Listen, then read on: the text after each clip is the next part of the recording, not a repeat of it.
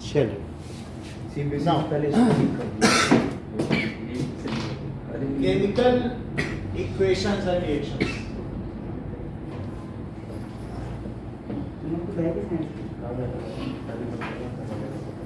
Assertion दिया है कि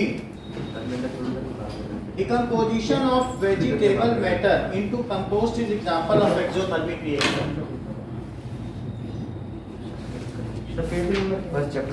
मैं केमिकल रिएक्शन पे असर्शन रीडिंग कर रहा हूँ। Decomposition of vegetable matter is exothermic reaction.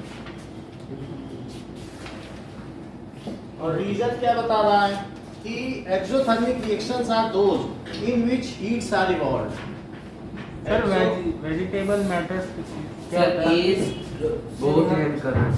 Reactions in exothermic reactions भी इसका करेक्ट एक्सप्लेनेशन नहीं है। हीट होगा। Is evolved. तो इसमें कौन सा ऑप्शन करेक्ट होगा बताइए। देखो वेजिटेबल मैटर है, वेजिटेबल मैटर कोई भी चीज डिकम्पोज हो रही है, हर एक जो भी रिएक्शन डिकम्पोज हो रही है इसमें नहीं है, अलग अलग बैठ जाएगी। सर इसका सी होगा H2R। देखो जो वेजिटेबल मैटर है कोई भी चीज अगर ऐसे छोड़ दो तो डिकम्पोज हो जाती है कि नहीं। अलग अलग बैठ जाओ आयुष, यहाँ बैठ जाओ, यहाँ बैठ जाओ, तो इधर आ जाएगा। तो वेजिटेबल मैटर ऐसे छोड़ दो तो वो क्या हो जाता है, डिकम्पोज हो जाएगा। एटमॉस्फेयर में जो भी चीज अपने आप हो रही है स्पॉन्टेनियसली, ज्यादातर उसमें एक्सोथर्मिक ही है, क्योंकि हीट क्या होती है, हर एक आदमी हीट रिलीज करना चाहता है। हम लोग ओल्ड एज की ओर जा रहे हैं, इसका क्या मतलब है बताओ। ओल्ड एज की ओर जा रहे हैं, क्या हम एक्सोथर्मिक रिएक्शन कर रहे हैं? क्योंकि अल्टीमेटली हम ज्यादा एनर्जी से, बच्चा कैसे कैसे करता है, ऐसे ऐसे करेगा और ओल्ड चुपचाप पड़ा रहता है और फिर वो जीरो एनर्जी स्टेट में चला जाता है। अल्टीमेटली जब मृत्यु होती है तो क्या होती है, so we are moving from high energy state to zero energy state and it is a kind of release of energy। पूरी बॉडी में से रिलीज ही तो होती रहती है। तो डिकम्पोजिशन ऑफ मैटर क्या एक्सोथर्मिक रिएक्शन है। कोई भी चीज अगर आपका मैटर डिकम्पोज हो रहा है, वेजिटेबल, क्या उसमें decomposition of matter, vegetable matter is exothermic reaction. ये ठीक बात है, अपने आप हो रही है। क्यों एक्सोथर्मिक है? क्योंकि उसको कौन डिकम्पोज कर रहा है, उसमें से उसको बैक्टीरिया लोग खा रहे हैं। अल्टीमेटली क्या हो रहा है, अपने आप कोई चीज नहीं डिकम्पोज होती है। ऐसी जगह आप देख लो लद्दाख में, थॉइस में, जहाँ बैक्टीरिया बहुत कम है, वहाँ एक सब्जी डाल दो और 4 दिन बाद भी उठा के खाओ तो बिल्कुल वैसी की वैसी है, वहाँ खराब नहीं होती, वहाँ बैक्टीरिया है ही नहीं। -40 है ना, यहाँ पे डाल दो तो खराब हो जाए। तो अल्टीमेटली कौन उसको डिकम्पोज कर रहा है, क्या वो उससे एनर्जी निकाल रहा है? तो हीट रिलीज हो रही है ना उसमें से, तभी तो ले रहा है किसी भी चीज में से, और फिर CO2 बन जा रहा है। तो अल्टीमेटली जब डिकम्पोज कोई चीज हो रही है तो किस में डिकम्पोज हो रही है, CO2 इन सब चीजों में डिकम्पोज हो रही है और इससे हीट वो ले रहा है। क्यों? क्योंकि वेजिटेबल मैटर क्या कार्बोहाइड्रेट है, और कार्बोहाइड्रेट का डिकम्पोजिशन हमारी बॉडी में भी तो टूटता है, तो क्या हीट रिलीज होती है कार्बोहाइड्रेट से। तो जो भी वेजिटेबल मैटर है अल्टीमेटली या तो सेलुलोज होगा या कार्बोहाइड्रेट होगा, वो टूट के सिंपलर बन जाएगा, CO2 और वाटर। तो क्या वो एक एक्सोथर्मिक रिएक्शन होगी, क्या हीट रिलीज होगी? और इन एक्सोथर्मिक रिएक्शन क्या हीट इवॉल्व होती है? बोलो ये बात सही है। तो इसका क्या ऑप्शन करेक्ट होगा? Sir A. क्यों? क्योंकि both assertion and reason are correct and reason is the correct explanation of assertion. बोलो बात समझ में आ गई? हीट इज इवॉल्व मतलब हीट इज इवॉल्व, इवॉल्व का मतलब निकलना, रिलीज्ड। ओके, तो इसका क्या मतलब हुआ कि A is correct, A is correct, both assertion and reasons are correct and reason is the correct explanation of assertion। Second question, now when HCl is added to zinc granules, sir कहाँ से करा दो?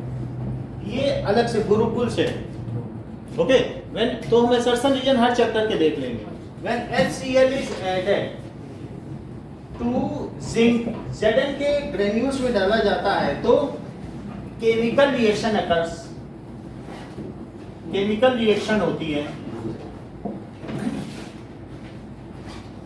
अच्छा, इसका reason क्या दिया है कि on heating that is evolution of gas and change in colour indicate that chemical reaction is taking place. Evolution of gas and change in colour, sir इसका बी होगा, इंडिकेट्स, इसका भी ए होगा, दैट पहले ये बताओ क्या दोनों सही हैं? यस सर दोनों से दैट लेकिन सर उसको एक्सप्लेन नहीं कर रहा ना कि chemical reaction is taking place. मेरे को पता है तू रीजन बता दे।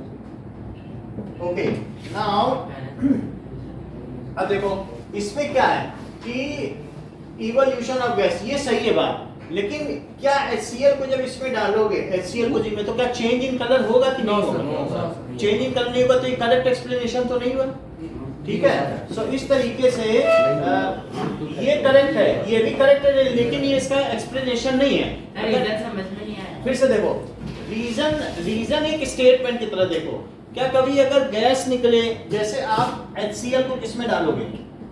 जिंक में, तो क्या बनेगा बताओ? ZnCl2 बनेगा और क्या बनेगा? H2। और ये क्या कलरलेस है? यस और ये भी कलरलेस है। Yes sir.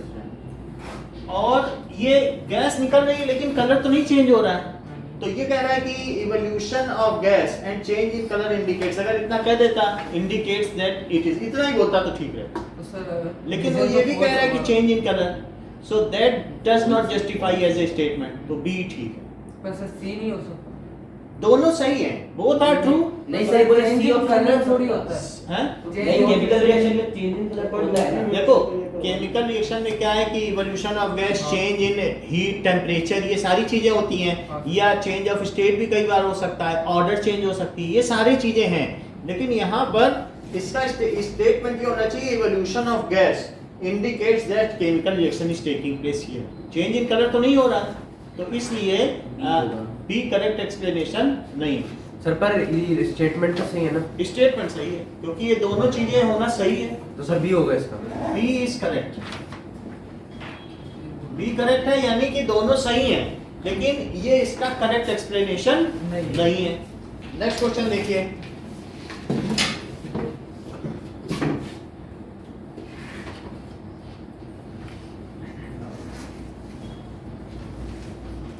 Calcium carbonate when heated gives calcium oxide and water. Assertion बोल रहा है कि CaCO3 when heated gives CaO and carbon dioxide water, ऐसा कह रहा है। कैल्शियम कार्बोनेट जब हीट किया जाए, और रीजन में क्या बता रहा है कि on heating calcium carbonate decomposition reaction takes place. तो क्या चीज ठीक होगी? सर सी होगा सर। डी डी होगा। ए फॉल्स है। हाँ पोजीशन ए इज फॉल्स, सी होता है ये। टेक्स प्लेस, डी होता है। तो ये फॉल्स हो गया इसकी बात Yes. और ये ट्रू हो गया, तो इसमें ये कौन सा हुआ? D D D option C होता है। ऐसा नहीं हो, ए का सी में फॉल्स, रीजन फॉल्स होता है। हाँ सी में रीजन फॉल्स होता है, ठीक है। नेक्स्ट देखिए कि brown fumes are produced when lead nitrate is heated. Brown fumes are produced when PbNO3, बात ना करें, इज हीटेड, जब इसे हीट करो तो क्या ये सही है? और रीजन क्या बता रहा है कि nitrogen dioxide is produced as a product due to decomposition of lead nitrate, NO2 is produced as by product सही है। सही ऑन डिकम्पोजिशन ऑफ ऑक्सीजन भी आता है। on decomposition of PbNO3 whole twice, तो PbNO3 whole twice जब इसे heat करोगे तो क्या बनेगा? पीबी प्लस प्लस O2, तो ये 2 है, तो इसे क्या होना चाहिए? Pbn, यहाँ पर देखो ये 6 है, तो NO2 के 2 कर दें, तो अब 4 ये हो गए, 5 ये हो गए, तो इसे हाफ कर दें, 6 हो गए क्या? देख लो कितने ऑक्सीजन हो गए? सर 2 to 4 कर देंगे। 4 5 और 6 हो गए, और बाकी भी सब बैलेंस है। यस एक पीबी तो पूरे में किससे मल्टीप्लाई सर। किया? सर आपने हाफ क्यों लगाया? हाफ इसलिए लगाया क्योंकि हमने इसकी बैलेंसिंग की, तो एक ऑक्सीजन डेफिशिएंट हो रहा था, 4 ऑक्सीजन प्लस 5 ऑक्सीजन और एक 6 होता, बाकी तो नाइट्रोजन 2 है, यहाँ भी 2 है, पीबी 1 है, तो मैंने हाफ कर दिया तो 6 हो गए।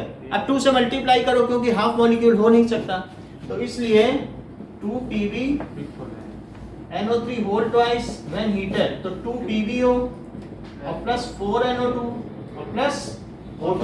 तो आपको ये ध्यान रखना होगा कि जो PbO है वो कलरलेस है, जबकि PbO का कलर कैसा है? ये।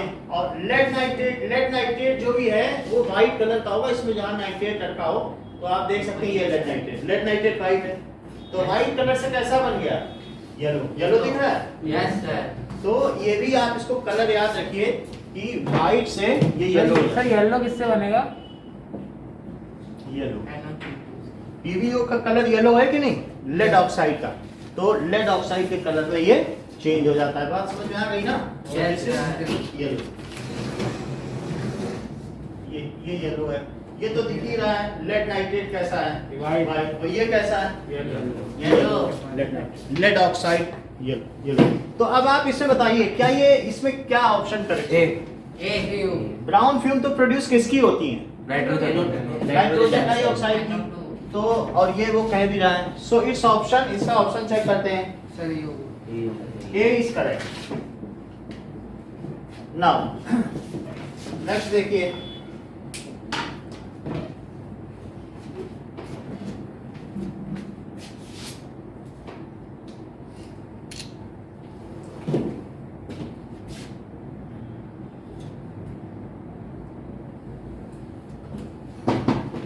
तो ये तो लेड ऑक्साइड है। लेड ऑक्साइड येलो है, पीवीओ लिखा है कि नहीं? पीवीओ तो यस पीबी ये बोल रहा था PbNO3। पीवीएनओ3 लेड नाइट्रेट है। उसके हीट करने से ये कैसा है? थर्मोलिसिस है। हीट से जो हो तो थर्मोलिसिस। अब देखिए फिफ्थ क्वेश्चन कह रहा है कि white silver chloride turns grey in sunlight. So assertion है white silver chloride turns grey in sunlight. और रीजन क्या बता रहा है कि decomposition of silver chloride in presence of sunlight takes place to form silver metal and chlorine gas. So decomposition of AgCl produces silver and Cl2 ऐसे कहना। तो अगर AgCl को सनलाइट में डिकम्पोज किया जाए तो क्या Ag और प्लस Cl2 बनेगा? Yes sir. So, और ये ग्रे कलर का होगा, यस ये व्हाइट कलर का होता है। तो व्हाइट कलर का जैसे ही सनलाइट में डालोगे Cl2 उड़ जाएगी और जो बच जाएगा वो क्या रहेगा? सिल्वर। Silver yes sir. ठीक है। तो यही जो हम लोग के पहले कैमरा रोल होता था वो किस तरीके का होता था? सो सिल्वर क्लोराइड का बना रहा। यस इट इज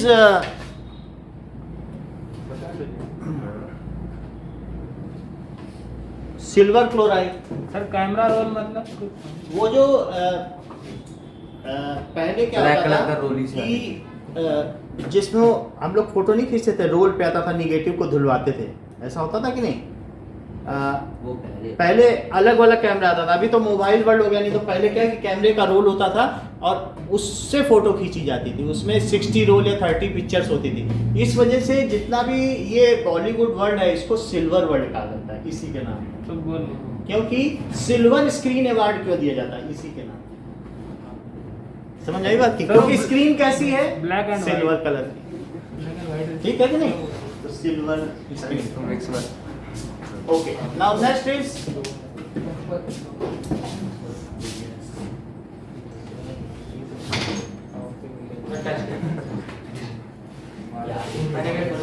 तुम्हारा भी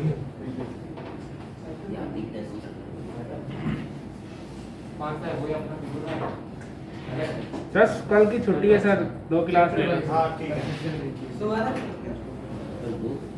सर मॉर्निंग सर कल 10:40 सर गुरु नानक गए सर मॉर्निंग 10:45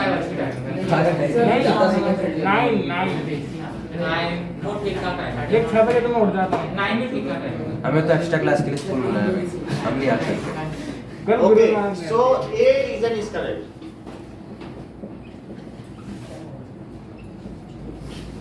सिक्स क्वेश्चन देखिए। सर कहाँ से लिखना है? pungent smelling gas is produced when sulfur burns in air. Gurukul So कैसे Gurukul pungent smelling gas is produced when sulfur burns in air. जब सल्फर हवा में बर्न होगा तो क्या बनेगा?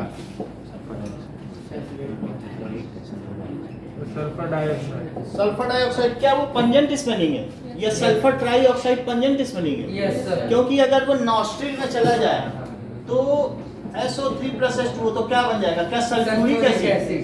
क्या वही तेजाब होता है? Yes. That is acid. Acid attack नहीं करते हैं लोग, तो इसी का अटैक होता है। सर डाइऑक्साइड भी H2O से तो रिएक्ट करती है। SO2 अगर बन जाए तो नहीं सल्फ्यूरिक ये क्या बनेगा? क्या H2SO3 सल्फ्यूरस एसिड। ये सल्फ्यूरिक एसिड ये मैंने क्या किया श्रेयान सर श्रेयान को पता नहीं कुछ आ रहा था मैंने क्या किया श्रेयान को लगता है फुल मार्क्स नहीं आए।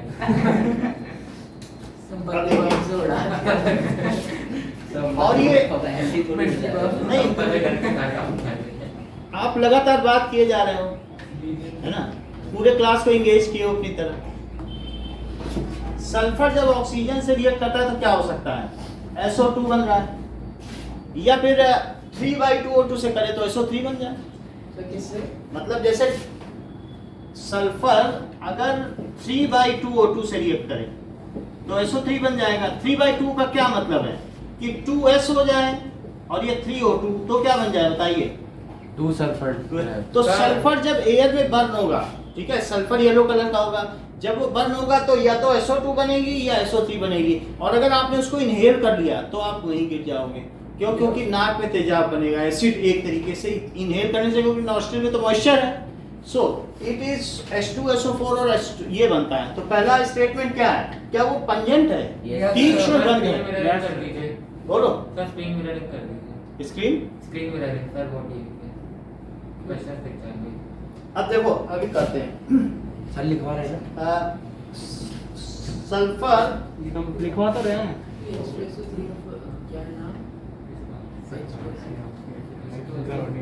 हाइड्रोजन सल्फेट सल्फ्यूरस एसिड हाँ।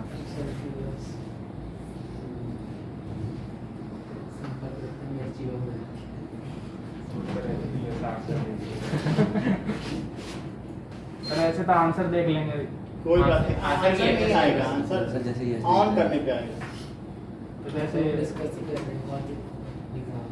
चलिए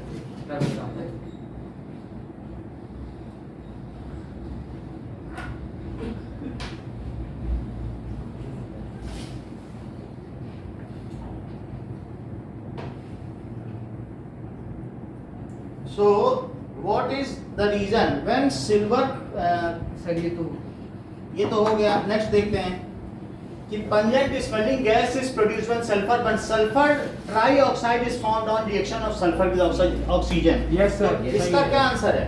क्या ये करेक्ट है? यस सर और उसी से H2SO4 बनता है। सल्फर ट्राइऑक्साइड बना कि नहीं? Yes sir and it gives H2SO4 now. So sulfur trioxide. So is it correct? बोलो। यस यस So A इसका ऑप्शन होना चाहिए, but it is C. C क्या है? मतलब देखो सल्फर ट्राइऑक्साइड वो बोल रहा है, यानी सल्फर डाइऑक्साइड को वो डिनाई कर रहा है। दो चीजें बनी कि नहीं? Sulphur dioxide and sulphur trioxide बनता है, दोनों की पंजेंट स्मेल है। वो किसी एक चीज को ले रहा है। किसको ले रहा है? Sulphur trioxide. और इसको एक को क्या कर रहा है? एक्सक्लूड कर रहा है। इसी वजह से सी है। समझ में आई बात? सर ये तो सर हाँ बोलो। सर विदेशी यस कर देता है सर SO2 और SO3 दोनों की होती है पंजेंट स्मेल। क्या? H2S का होता है। वो अस्मित बता रहे हैं कि रॉटन एग का स्मेल जो होता है वो किसका होता है? वो H2S।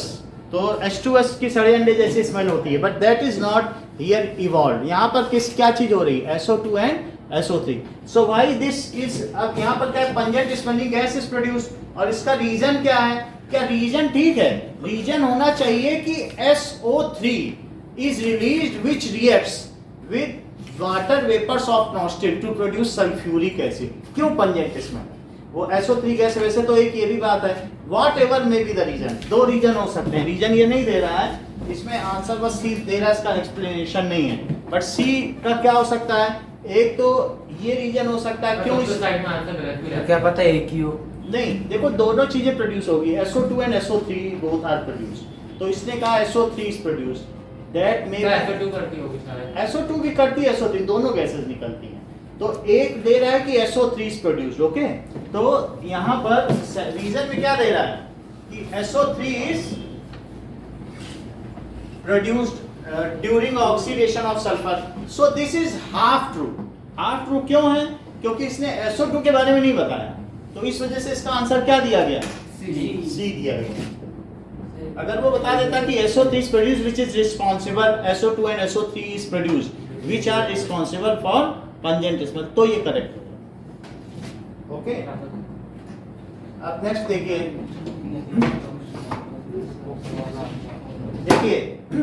कि just what are the gases produced when sulfur burns in air?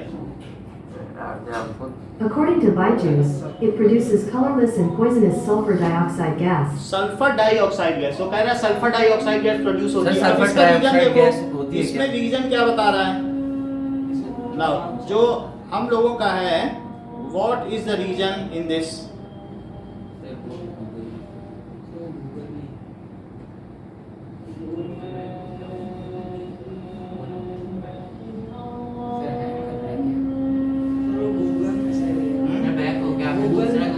Google में बैक, अच्छा वो गूगल से बैक हो गया ना, रीसेट पे जाओ।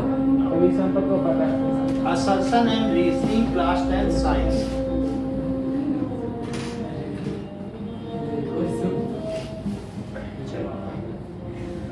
ये back हो गया।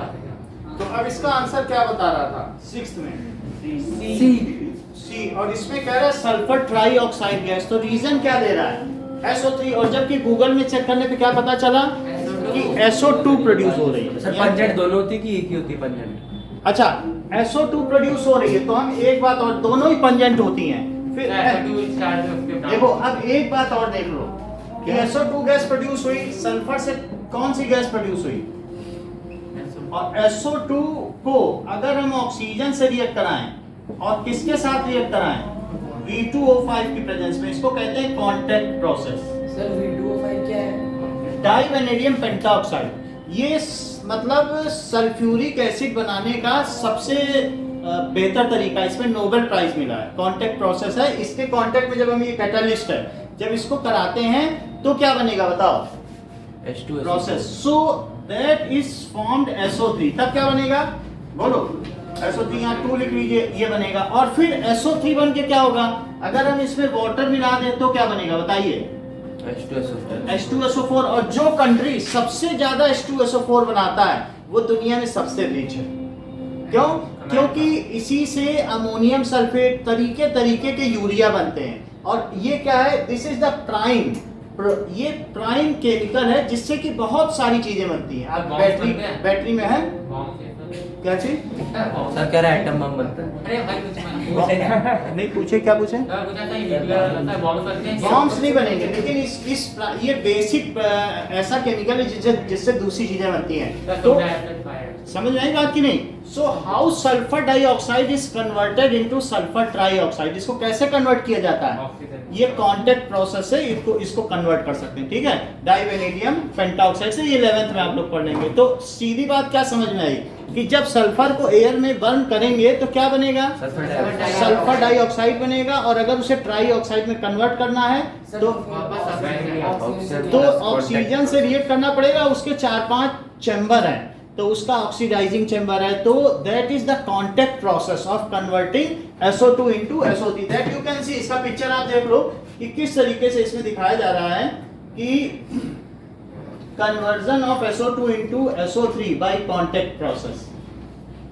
So that you can Here's see. a summary from Brainly.in. There we go. Adding an excess of oxygen to sulfur dioxide in the presence of the catalyst vanadium pentoxide. Divanadium pentoxide किसकी presence में, divanadium pentoxide, और ये इसका chamber है। To sulfuric Now, acid, which gives rise to O. देखो ये contact process है जिसमें ये चीज होती है, ये आप 11th में पढ़ लोगे। ये आपका ये ऑन नहीं हो रहा, ये आ गया, समझ में आई बात आपको? ये पूरा चैम्बर है जिसमें सल्फर डाइऑक्साइड से क्या बनेगा, सल्फर डाइऑक्साइड। तो ऐसे एयर में नहीं बन पाएगा। तो इसमें बताओ सी ठीक है कि नहीं? क्योंकि वो क्या कह रहा था, SO3 प्रोड्यूस होती है। क्या SO3 प्रोड्यूस होती है? नहीं प्रोड्यूस होती, SO2 प्रोड्यूस होती है। सो इसका आंसर क्या हो गया कि A is true but R is false. Now अब आगे बढ़ते हैं। सर अगर इसके रीजन में दोनों गैस दे रखी हो तो क्या होगा? दोनों गैस दे रखी हो तब भी नहीं होगा, क्योंकि इसका SO2 से SO3 बनाने में एक डिफिकल्ट प्रोसेस है, सिंपली नहीं बन सकती है। इस चैम्बर से करना पड़ेगा और उसका बहुत लंबा प्रोसेस है, ठीक है। उसमें 6-7 रिएक्शन इन्वॉल्व है, तब जाके SO2 से SO3 बनेगी, सीधे नहीं बन सकती। ओके, तो इसमें हम लोग पढ़ेंगे, इसका एक चैप्टर ही है पूरा, कि जब हम पढ़ेंगे सल्फर के बारे में 16th ग्रुप 11th में, तो सिर्फ इसी के बारे में बताया जाएगा कि कैसे SO3 बनती है। ओके, अब हम आगे देखते हैं।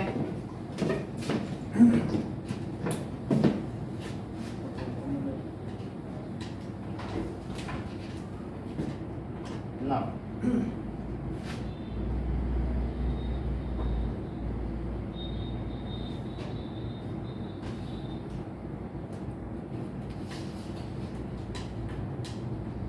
Assertion and Reasoning Science Class 10.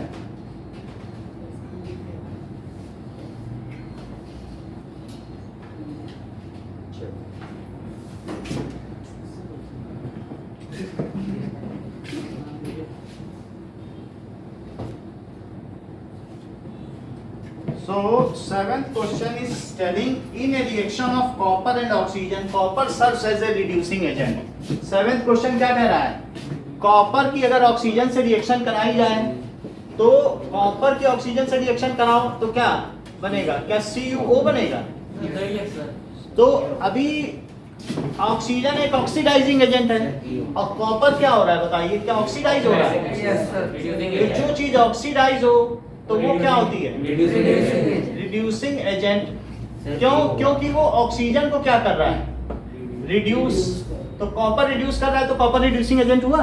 ये हो गया इसका। और सेकंड क्या कह रहा है? The substance which gains oxygen in a chemical reaction, जो गेन करता है ऑक्सीजन वो रिड्यूसिंग एजेंट होता है। क्या ये भी सही बात है? Yes, sir. तो इसलिए इसका आंसर ए होना चाहिए। Let us check.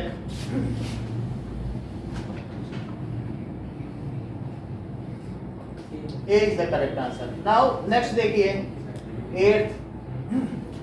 सर आपने क्या बोला, जो गेन करता है? भाई जो ऑक्सीजन लेता है वो क्या है? Reducing agent. और ऑक्सीजन खुद क्या है? दूसरे को ऑक्सीडाइज कर रहा है ना, तो ऑक्सीजन ऑक्सीडाइजिंग एजेंट है। कोई भी नॉन मेटल क्या होगा बताओ? एनी नॉन मेटल, वो रिड्यूसिंग एजेंट होगा कि ऑक्सीडाइजिंग एजेंट? Oxidising agent. जैसे ऑक्सीजन एक नॉन मेटल है और ये क्या है बताइए?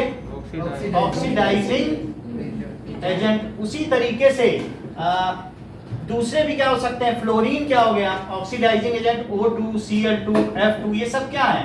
Non metals are oxidising agent and metals are reducing agents. So non metals are agent और metals क्या हो गए? जैसे Na, इसी तरीके से पोटेशियम, लिथियम, ये क्या हो गए?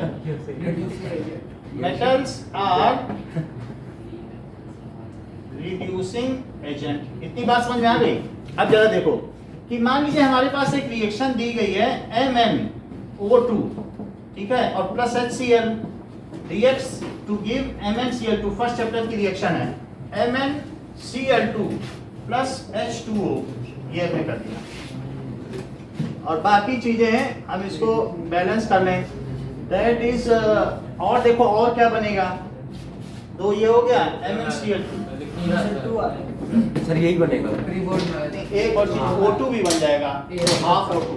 सर पर मेटल ऑक्साइड और एसिड से रिएक्ट करके सॉल्ट और वाटर ही तो बनेगा। ऑक्सीजन भी मेरे को लाइन हो गया।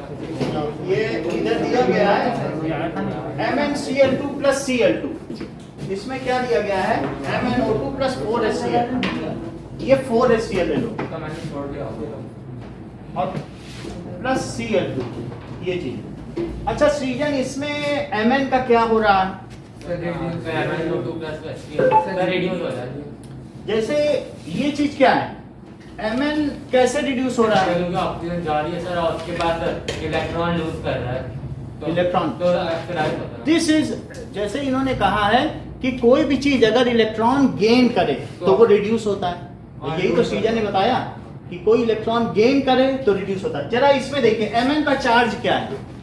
एमन का सर हम्म। मैग्नीज का 2 प्लस। 24 क्या ये 4 प्लस है? हाँ, 24 क्योंकि 2 माइनस, क्यों? क्योंकि Mn जो है 24 होता है। ये 2 O माइनस और 2 O माइनस, बोलो न्यूट्रल है, तो Mn का कितना चार्ज हुआ? 4 प्लस। यहाँ पर Mn का कितना चार्ज होगा? 2 प्लस। क्यों? क्योंकि 2 माइनस Cl माइनस और Cl माइनस और Mn पे कितना है? 2 प्लस। तो क्या ये न्यूट्रल हो गया? Yes sir. ठीक है। अब जरा यहाँ देखो Mn पर जो इसका चार्ज है, अगर जो इसको कहते हैं जो भी चार्ज है, whatever charge is there on any species is known as its oxidation state. सबसे पहली बात क्या है कि whatever is the charge on any species is called its oxidation state। तो इसकी ऑक्सीडेशन स्टेट क्या हो गई Mn की? 4 प्लस 4 प्लस, तो प्लस 4 हो गई। इसकी कितनी हो गई? 2 माइनस -2। इसकी कितनी हुई? प्लस 1 इसकी कितनी हुई? माइनस इसकी ये हो गई। H की क्या हुई? प्लस 1 +1। इसकी 2 माइनस इसकी माइनस 1 क्यों? क्योंकि जब दोनों क्लोरीन के हैं तो ना वो उससे इलेक्ट्रॉन लेगा ना वो उससे, तो in this case there is no sharing of electron, यहाँ हैंडिंग ओवर नहीं हो रहा है, दोनों क्लोरीन है ना, तो क्या कोई लूज कर रहा है? दोनों एक जैसे हैं। सो सिमिलर में अगर मान लो दोनों हैंड को रब करो तो क्या कोई चार्ज किसी से जाएगा? डिसिमिलर बॉडीज को रब करो तो चार्ज आता है, सिमिलर में तो नहीं जाएगा। तो ये कोवैलेंट। तो अब यहाँ देखिए कि ऑक्सीडेशन स्टेट में अगर रिडक्शन हो रहा है तो उसे क्या कहेंगे? Reduction. When oxidation number decreases then it is called reduction. और ऑक्सीडेशन नंबर अगर इंक्रीज कर जाए तो ऑक्सीजन का क्या हो रहा है सृजन? तो इसमें ऑक्सीजन का तो इसमें ऑक्सीजन का सर वो हो रहा है सर ऑक्सीजन का रिडक्शन हो रहा है सर। बोलो सर कुछ ये ठीक बता रहे हैं, सृजन ठीक बता रहे हैं कि ये बिल्कुल सही कह रहे हैं, कुछ नहीं हो रहा। क्योंकि ऑक्सीजन का वही रहा ऑक्सीडेशन स्टेट, इसीलिए तो सृजन ने बताया कि ऑक्सीजन का कुछ नहीं हो रहा। When oxidation number is not changing then neither reduction nor oxidation occur. तो हाइड्रोजन का क्या हो रहा है? कुछ नहीं हो रहा। कुछ नहीं हो रहा क्योंकि उसका भी नहीं पता लगा। तो किसका रिडक्शन हो रहा है? Mn का। क्या इसकी ऑक्सीडेशन स्टेट कम हो रही है? सो इफ, अब देखो ऑक्सीडेशन एंड रिडक्शन के हम दो नई डेफिनेशन देखते हैं। ऑक्सीडेशन की क्या डेफिनेशन है? सर इलेक्ट्रॉन अगर सर कम होते तो सर वो होता है ना इफ oxidation। देखिए अभी समझ लें, एक बार समझ लेते हैं क्योंकि तभी ठीक रहेगा। इफ ऑक्सीडेशन नंबर बोलो क्या हो? डिक्रीजेस, तो क्या चीज होगा? It is oxidation. और इफ ऑक्सीडेशन नंबर क्या हो? इंक्रीजेस, तो क्या होगा? Then sir gain of electron oxygen कितनी बात हो गई? रिडक्शन होता है। अभी वो भी देख लेंगे, इसको आप समझ लीजिए, ये बिल्कुल प्राइम चीज है। तो ऑक्सीडेशन नंबर क्या घट रहा है यहां से यहां? बोलो यहां से Mn का घट रहा है। +4 से कितना हो रहा है? +2 डिक्रीज हो रहा है, तो इसे क्या कहा जाए? ऑक्सीडेशन। सर ये कहते हैं इससे O2 जो जा रहा है ये ना मैं, हाँ ये बिल्कुल सही कह रहे हैं। कह रहे जो हो रहा है वो मैग्नीज का हो रहा है। बहुत अच्छी बात कही। ये आप समझिए 11th को ये टच कर रहे हैं कि whatever is happening it is only manganese. Manganese is oxidizing from +4 state to +2। Sir इधर तो गेन ऑफ इलेक्ट्रॉन हो रहा है ना? है ना? अब गेन और लॉस के बाद में बात करेंगे, एक और कॉन्सेप्ट लेंगे। पहले ऑक्सीडेशन नंबर पे देखो, इसमें हम देख लेंगे कि क्या हो रहा है इलेक्ट्रॉन के टच। बताओ +4 से क्या हो रहा है? +2। तो +4 से +2 हो रहा है, ऑक्सीडेशन नंबर में क्या हो रहा है? क्या घट रहा है? So if there is decrease in oxidation state तो क्या हुआ है? Then it is reduction. इसको क्या लिखो? रिडक्शन। और अगर इंक्रीज हो तो क्या हो? ऑक्सीडेशन। ऑक्सीडेशन। तो यहाँ पे क्या हुआ? एरर इसका डिक्रीज हुआ तो क्या लिख लें? रिडक्शन। ये और किसका फिर इंक्रीज हो रहा है ये चेक करो। क्लोरीन। क्लोरीन का बढ़ रहा है क्या? -1 से +1 हो रहा है, Yes, जीरो zero। तो इंक्रीज हो रहा है तो इसे क्या लिखें? ऑक्सीडाइजेशन बड़ा ऑक्सीडेशन। तो ये चीज ऑक्सीडेशन, समझ में आई बात की नहीं? Yes sir. जनरली जो ये भी जितने भी हैं यहाँ पर आप देख लीजिए, क्लोरीन का क्या हो गया है? Oxidation reduction. इसको एक और तरीके से देखें, नाउ इलेक्ट्रॉन के टर्म्स में देखो इसको।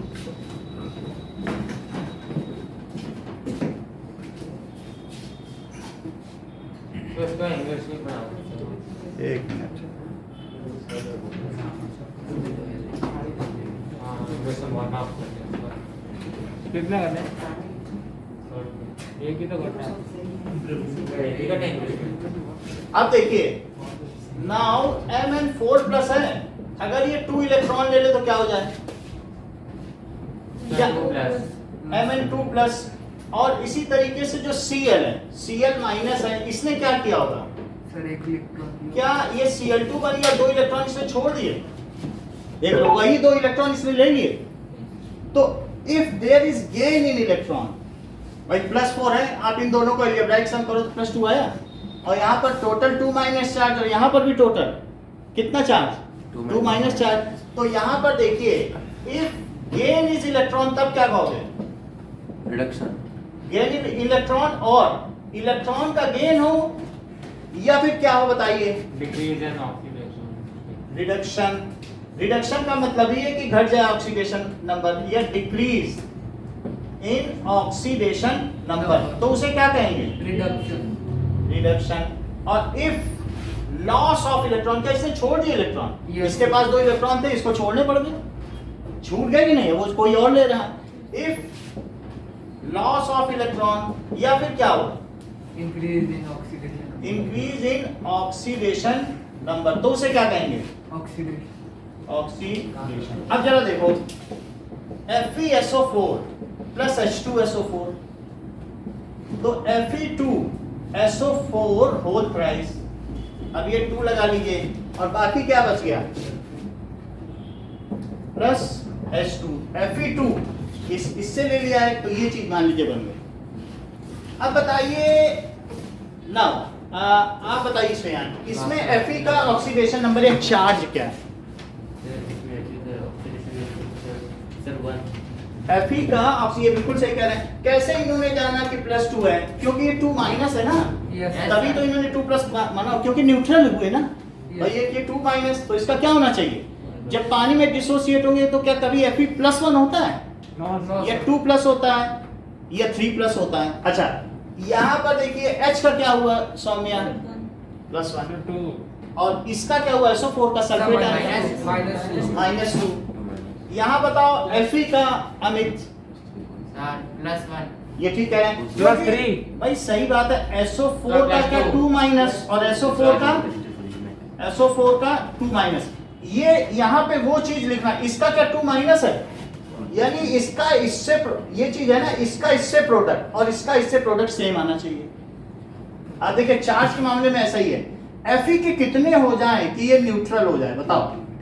3 तभी तो, यानी जो चार्ज है उसको इससे मल्टीप्लाई करो, और इसके चार्ज को इससे मल्टीप्लाई करो, तो क्या 6- के चार्ज है, और इसके तो ये 3 का हो गया, ये 2 का हो गया। अच्छा, अब यहाँ देख लीजिए H का क्या हुआ? +1। ये सही बता रहे, क्योंकि H का कुछ हो ही नहीं सकता है भाई, H के साथ है, तो कौन किससे ले और कौन किसको दे? क्या आपस में खींचातानी होगी? तो न्यूट्रल हो या इन नॉन कंबाइनिंग स्टेट, या होमोन्यूक्लियर डायटोमिक मॉलिक्यूल, दोनों होमोन्यूक्लियर हैं। होमोन्यूक्लियर डायटोमिक मॉलिक्यूल के केस में हमेशा 0 होगा ऑक्सीडेशन स्टेट, और हेटेरोन्यूक्लियर हो जाए तब इन पे चार्ज आ जाएगा। क्या ये हेटेरोन्यूक्लियर है? क्या ये हेटेरोन्यूक्लियर है? और ये क्या है बताइए? होमोन्यूक्लियर। दोनों HH के न्यूक्लियस है ना, और डाई एटॉमिक है, तो वहां पर क्या होगा? जैसे सोडियम का, पोटेशियम का, सारे मेटल का नॉन कंबाइंड स्टेट में 0 है, Cl2, H2, N2 इन सब का क्या है?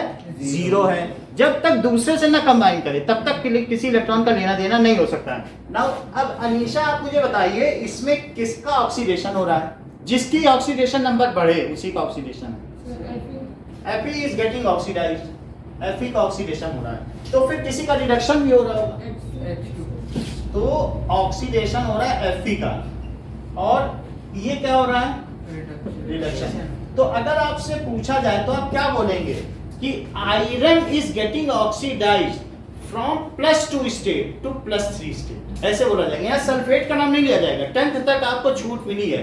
10th के बाद अगर ये बोल दोगे iron sulphate is getting oxidized तो फिर गलत मान लिया जाएगा, क्योंकि अभी आप शुरू कर रहे हो क्लास, समझ में आई बात कि नहीं। सिर्फ स्पीशीज का नाम लिया जाएगा, और यहाँ पर क्या दिखाया जाएगा कि hydrogen is getting reduced from +1 state to 0 state. तो अब जैसे Fe है, क्या Fe2+ है, बताओ ये जब Fe3+ में बदलेगा तो ये इलेक्ट्रॉन लूज करेगा कि गेन, सर लूज। ऐसा करना कि दोनों तरफ चार्ज सेम हो, क्या इधर +2 इधर भी +2 है। तो अब यहाँ पर हो कि ऑक्सीडेशन किसको कहते हो, क्या loss of electron, yes sir electron जाएगा तभी तो प्लस चार्ज बढ़ेगा। तो इस तरीके से क्या हो गया, ऑक्सीडेशन हो गया, और हाइड्रोजन का क्या हो गया बताइए, रिडक्शन। क्या ये 2H+ है और इससे H2 बन गया, तो अब हम इलेक्ट्रॉन कहाँ लिखे बताइए, ये ठीक है। और गेन ऑफ इलेक्ट्रॉन को क्या कहा जाए, ये डिक्रीज इन ऑक्सीडेशन स्टेट, तो इट इज रिडक्शन। बोलो बात समझ में आ गई। Yes so in terms of state भी हमें समझना चाहिए, ओके ना। अब देखिए सर वो समझ नहीं आया सर, FeSO4 है ना सर, हाँ। सर आपने Fe की वो 3 क्यों लगाया सर?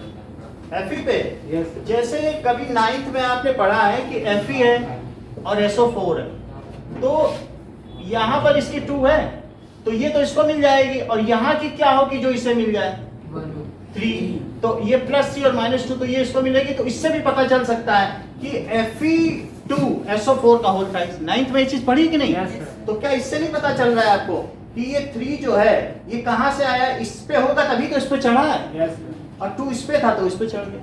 बोलो समझ आ गई बात। अब नेक्स्ट क्वेश्चन देखिए,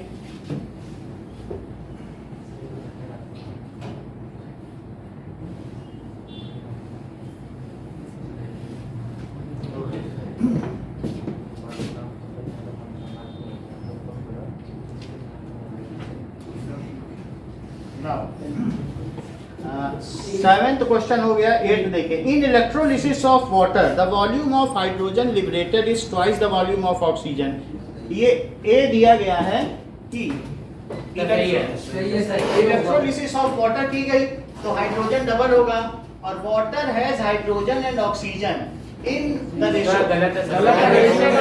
गलत है, तो इसका मतलब है कि ए तो सही है, तो ये सी हो जाएगा। समझ में आ गई बात। अब 9th देखिए सर हम्म, सर एसएसएल में इलेक्ट्रोलिसिस ऑफ वाटर में जब हाइड्रोजन निकलता है तो सर H2 और O2 निकलता है ना। हाँ देखो, इलेक्ट्रोलिसिस ऑफ वाटर क्या है, जब H2O को हम इलेक्ट्रोलिसिस करेंगे, इलेक्ट्रिसिटी प्रोड्यूस ये प्रोवाइड करेंगे, तो क्या होगा H2 + O2 बनेगा, और इसकी बैलेंसिंग की जाए तो क्या इसका डबल वॉल्यूम नहीं है। Sir Yes. तो वॉल्यूम किधर से सर, उसकी H2 और O2 से लेंगे या फिर वो जो साइड में 2 और 1 है उससे लेंगे? इसी से लेंगे। ये इस कमरे में अगर 79% नाइट्रोजन है और 21% ऑक्सीजन है, तो मतलब इसका मतलब है अगर यहाँ 100 मॉलिक्यूल्स हैं गैस के, तो क्या उसमें 79 मॉलिक्यूल्स N2 के होंगे? Yes sir. ये बिल्कुल सही है, जिसकी जितनी हिस्सेदारी उतनी उसकी भागीदारी। यानी आप ये समझ लीजिए कि जितना वॉल्यूम है उतने पार्टिकल होंगे। तो वॉल्यूम किस हिसाब से काउंट होता है, पार्टिकल के हिसाब से।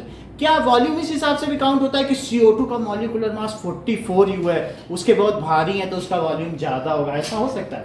या हीलियम बहुत हल्का है कि नंबर ऑफ पार्टिकल से काउंट होता है? Only number of particle. इसमें भारी हल्के कोई गैस नहीं ली जाती है। तो अब इसमें इसके मान लीजिए इसके कितने हैं, अगर वाटर टूट रहा है 2 गैस में, तो क्या इसके 2 मॉलिक्यूल्स हैं और इसका 1 मॉलिक्यूल है। और अगर मोल में ले लें, यानी 2 मोल टूटे, मोल तो समझते हो ना, अवोगाड्रो नंबर के बराबर, तो 2 मोल अगर पानी टूटा तो इसके कितने मोल बनेंगे? 2 मोल। और इसके कितने बनेंगे? जो स्टोइकियोमेट्री है वही है, मॉलिक्यूल में ली जाए तो 2 molecule breaks into 2 molecules and 1 molecules. तो अब 2 मोल और 2 और ये 1 मोल बना कि नहीं बना? 2 मोल एंड 1 मोल। तो क्या इसका डबल वॉल्यूम नहीं होगा, क्योंकि इसके डबल मोल है। तो ज्यादा अगर नंबर हैं, अगर मॉलिक्यूल के टर्म्स में भी देखो तो 2 और 1 का रेशो है।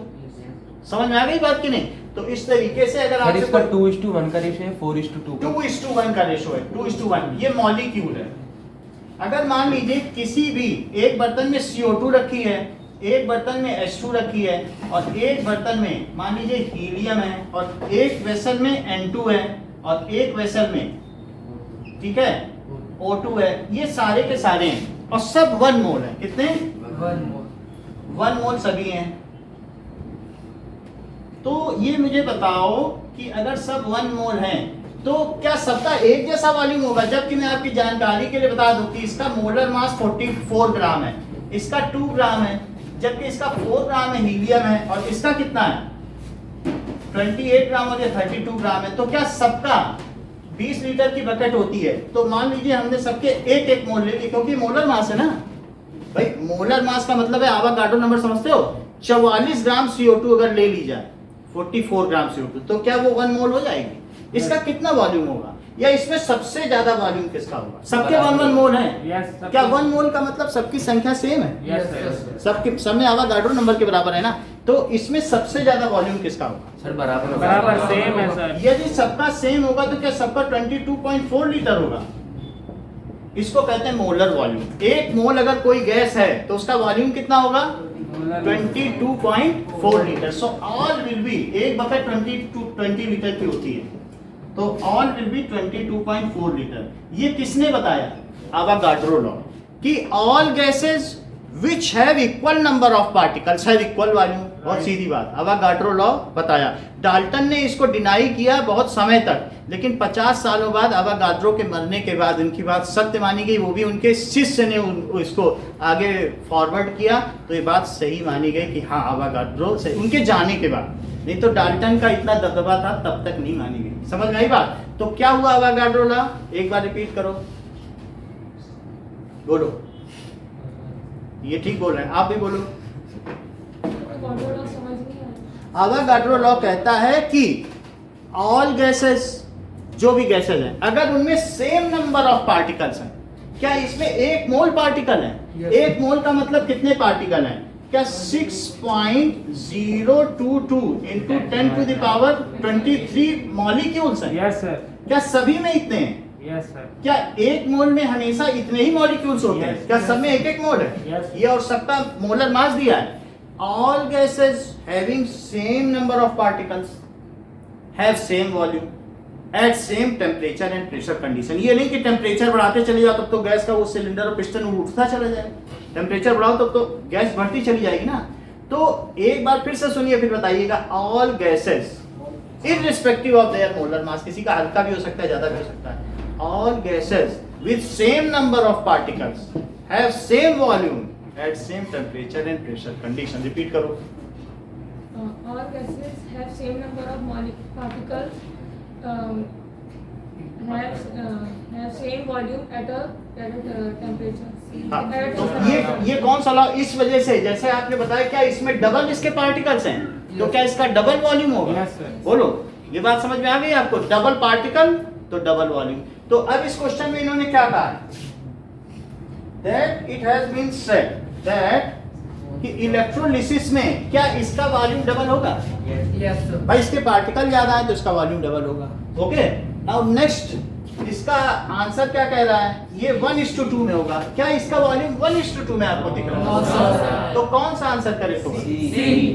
सी। तो सी करेक्ट है, यानी A is true and R is false। Next देखो,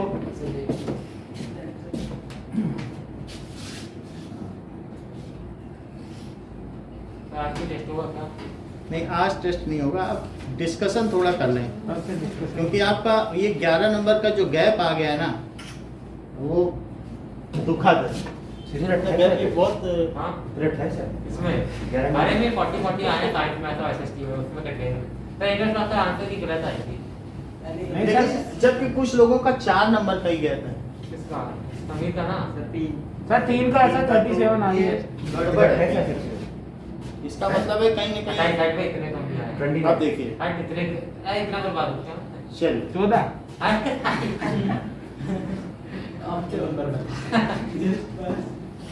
I32 आएगा सर तो करते हैं ओके नेक्स्ट क्वेश्चन देखिए सर तभी को सर इनवर्स पढ़ा दीजिए वो करा देंगे। 9th क्वेश्चन देखिए। 9th क्वेश्चन क्या कह रहा है? Corrosion of iron is commonly known as rusting. वैसे तो कोरोजन सभी में है, लेकिन आयरन के केस में इसको क्या कहते हैं? रस्टिंग। और रीजन क्या कह रहा है? Corrosion of iron occurs in presence of water and air. Sir ये होगा बोलो। सर ये इन प्रेजेंस ऑफ वाटर और एयर। देखो एयर में CO2 भी है, एयर में 0.25% CO2 भी है, तो ऐसा नहीं सोचो कि एयर का मतलब O2 है। सर पर जब हम कहते हैं कि बर्निंग ऑफ एयर तब तो हम O2 ही लेते हैं। हाँ, ये कह रहा है कोरोजन। तो कोरोजन में क्या चीज होगा? जब आयरन का कोरोजन होता है तो आपको ये तो मालूम है ना, आयरन के कोरोजन में वाटर चाहिए और CO2 चाहिए। बोलो ये बात है कि नहीं? आप O2 तो नहीं लिखते हो, और साथ में Fe के किससे रिएक्शन कराते हो? क्या O2 से कराते हो?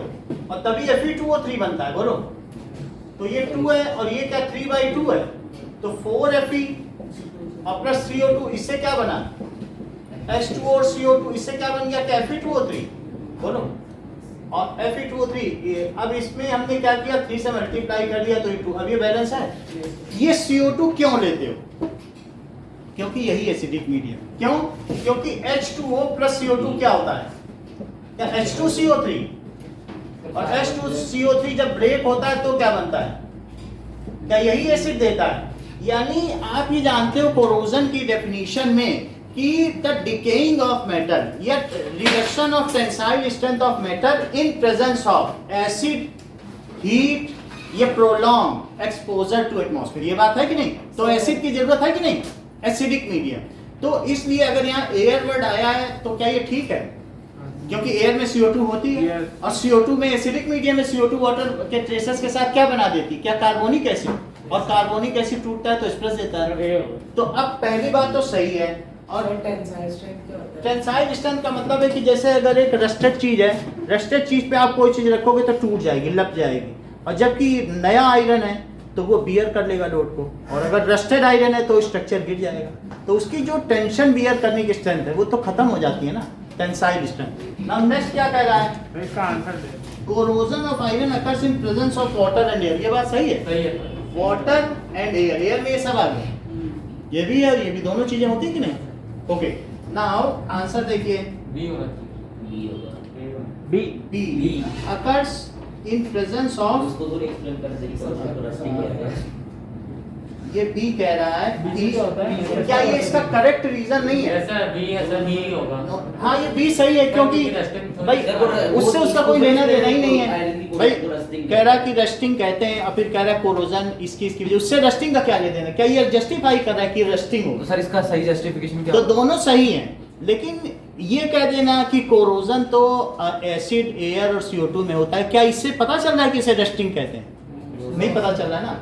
तो इस तरीके से both are true but it is not the correct explanation. जैसे राम ने सीता से विवाह किया असर्शन है, और रीजन में दे दे कि अर्जुन ने भीष्म पितामह को मारा, तो ये दोनों अलग अलग चीजें हैं। उससे ये जस्टिफाई रीजनिंग में देना चाहिए क्योंकि राम ने धनुष तोड़ा, तब तो रीजन करेक्ट माना जाता, तब सीता से विवाह हुआ। और ये कहते हैं कि वो, तो इस तरीके से दोनों डिफरेंट स्टेटमेंट्स हैं, उससे ये पता ही नहीं चल पा रहा है कि उसे रस्टिंग कहते हैं। ठीक है कि नहीं?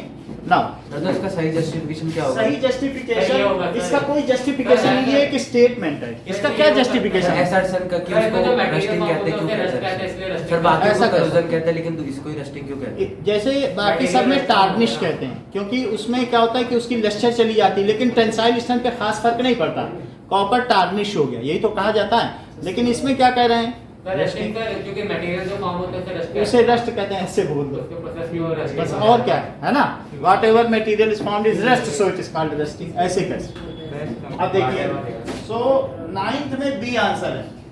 10th देखिए, 10th में the balancing of chemical equation is based on law of conservation of mass. जब हम किसी रिएक्शन को बैलेंस करते हैं तो इसमें क्या हो रहा है? ये law of conservation of mass देख रहे हैं कि नहीं?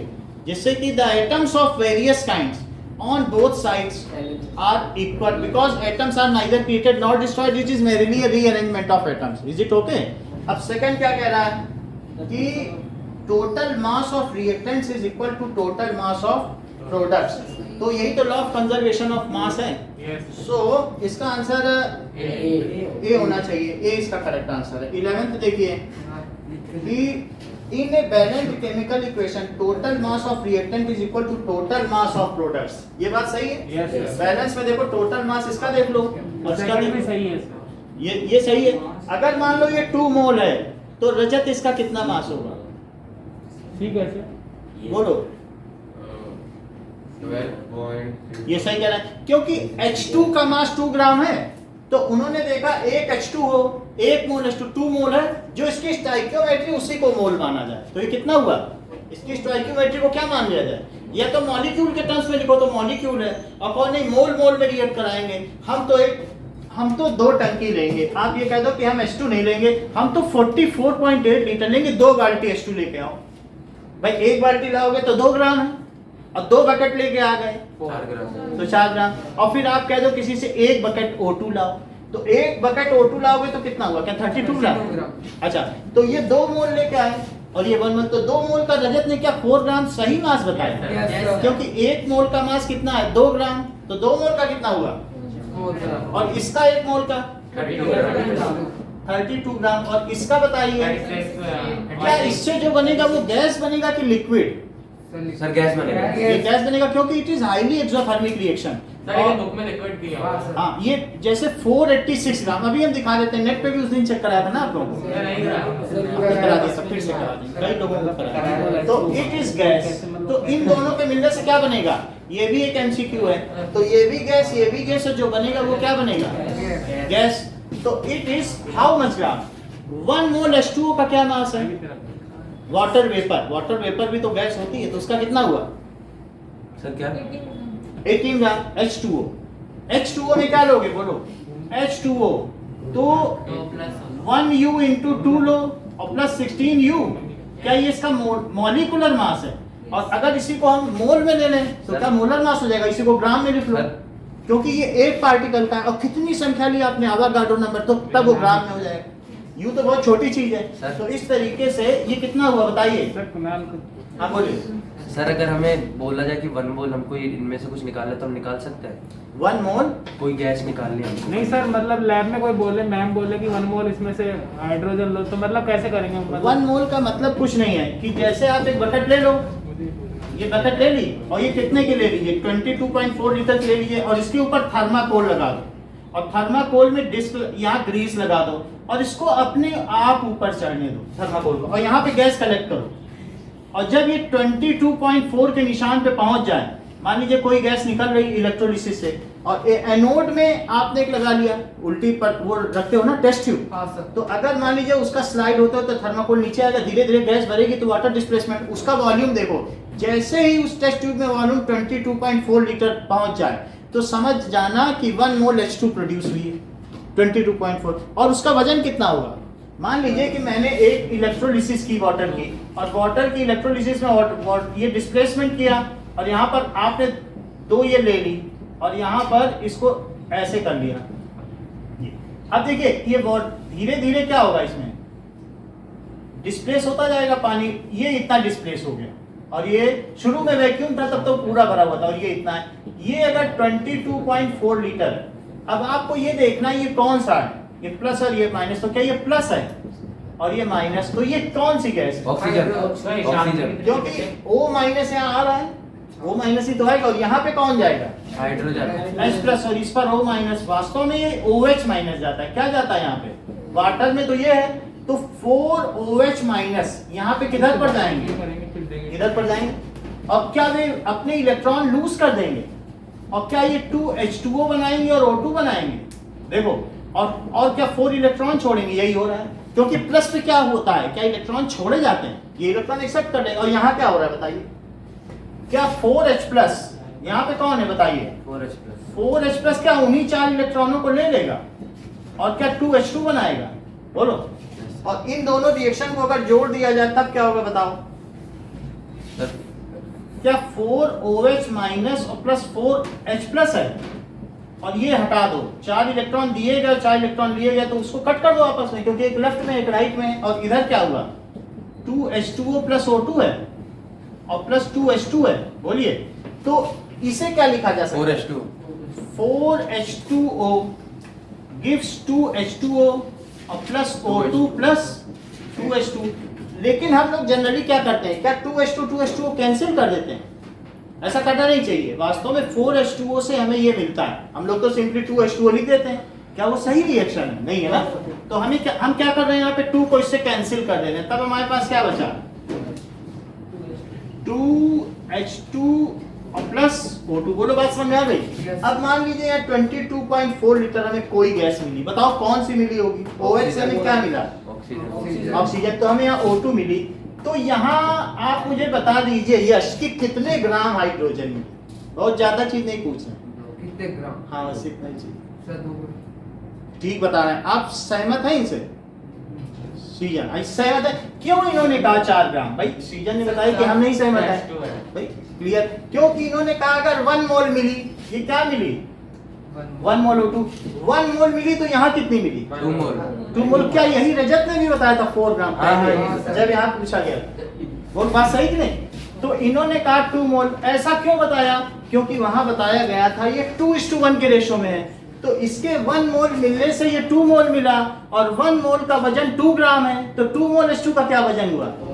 बोलो बात समझ आ गई कि नहीं? तो इस तरीके से हम उनके नंबर्स पर भी जा सकते हैं। 1 मोल का नंबर कितना होता है? Avogadro number.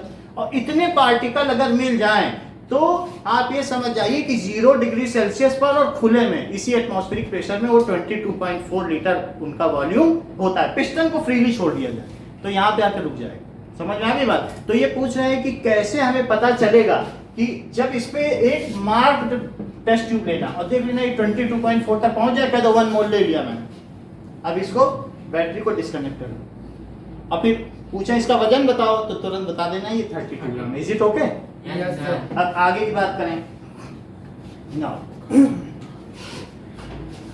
तो स्टीजन क्या आप एक बार रिकलेक्ट कर सकते हैं what is Avogadro law? If the mass of two particle is if the number of particle in two elements is same, then irrespective of their mass, करना है सर। the volume of ये बिल्कुल सही कह रहे हैं। ये वही देखो इन्होंने जो बोला है वही अनीशा ने भी बोला था। इफ दैट द ठीक है various gases having same number of particles at same temperature and pressure have equal volume. बोलो यही बात बोली कि नहीं सीजन? क्या बात बोली बताइए? Sir, if a gas has same number of particles irrespective of its mass, it has same volume in same temperature. बहुत अच्छा बताया है ना, बहुत अच्छा होता है। सेम टेम्परेचर एंड प्रेशर, यानी उतना ही, ये नहीं कि किसी के पिस्टन को दबा दो, ऐसा नहीं करना है। सेम टेम्परेचर एंड प्रेशर, ठीक है। नाउ नेक्स्ट इज, अब हम आगे देखें।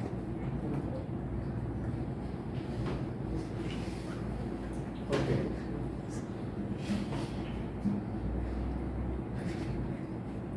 11th क्वेश्चन देखिए। 11th हो गया?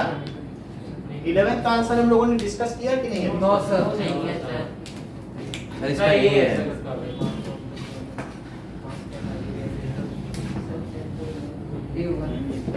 ओके 11th क्वेश्चन कह रहा है कि in a balance chemical reaction total mass of reactant is equal to total mass of product. आपने देखा जब मैंने 2H2, ये देखो 2H2 प्लस O2 गिव्स, ये क्या है कि 2H2O। अगर कोई आपसे कह दे ये मोलर इक्वेशन है, यानी इसकी स्टोइकियोमेट्री को क्या माना जाए? मोल में लिया जाए। क्या बोल दिया जाए? मोलर। तो ये 2 मोल हुआ, ये कितना हुआ? 1। तो ये 2 मोल लिखो, ये 1 मोल लिखो, और ये कितना है? 2 मोल। इसका मास बताओ। 4 ग्राम।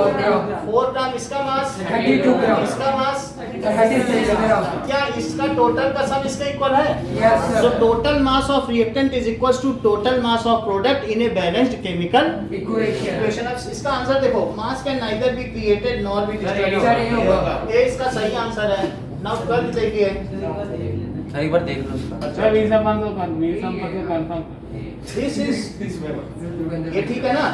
8 दिया है। अब अगला देखो iron articles are painted so as to prevent them from rusting. सही है ये सही है. When the surface of iron is coated with paint, its surface does not come in contact with oxygen and moisture. सही है. Therefore, sir ये होगा. No sir, इसका H to R is false है. यही है भाई ये होगा. ये आर की फॉर्म क्या सर कह इसकी रहे हैं? सरफेस तो आ जाती है ना कॉन्टेक्ट में. नहीं आती. अगर आप पेंट कर दें तो कहाँ आएगी? पेंट करने पे तभी तो आर्टिकल सही रहते हैं. सर पर पेंटेड सरफेस तो आती है ना. सर पेंटेड सरफेस तो आती है. तो पेंटेड सरफेस क्या है? पेंटेड सरफेस में जिंक है, लेड है, हमारा आयरन आर्टिकल नहीं होता है. तो पेंटेड सरफेस आ जाए, but iron is prevented from rusting. आपने उसके ऊपर एक ऐसी सरफेस लगा दी है कि ठीक है, वो एक प्रोटेक्टिव लेयर है. ये क्या कह रहा है? Iron is not rusted. Now next question देखिए. यही है ना 30 का 13th में क्या है? अलग है बात न करें. सर 12th का. बट 12 का यही है ना 12th का ये है. ये Now chemical reaction change the physical and chemical state of substance. क्या केमिकल रिएक्शन में फिजिकल स्टेट भी चेंज हो जाती है? ऐसा हो सकता है। जैसे कई बार क्या है कि मिल्क से जब लैक्टिक एसिड या दही बनता है तो वो सेमी सॉलिड हो जाता है. तो सर वाटर से सर गैसेस आ और जाते केमिकल भी हो जाता है. ये भी सही है कि वाटर की अगर इलेक्ट्रोलिसिस की जाए तो गैस बन जाता है. अब देखो, when electric current is passed through water, it decomposes to produce hydrogen and oxygen. Sir भी है सब भी होगा. तो ये इसका सही तरीके से एक्सप्लेनेशन नहीं है. सही तो है लेकिन ठीक एक्सप्लेनेशन नहीं होगा. बी है. भी या सी कुछ ठीक है. जैसे एक आम बोल रहा है तो दूसरा इमली बोल रहा है, वो बात नहीं है. ठीक है. जैसे दो लोगों को एक कमरे में छोड़ दिया जाए तो पहला कह रहा है कि देखो आजकल क्या है, भारत में लोग बहुत बेईमान हो गए ऐसा. तो दूसरा कह रहा है हाँ अमेरिका में कैलिफोर्निया में बड़ी सर्दी पड़ती है. तो दोनों बात कर रहे हैं और एक तीसरा खिड़की से देख रहा है कि ये लोग कितनी तन्मयता से बात कर रहे हैं.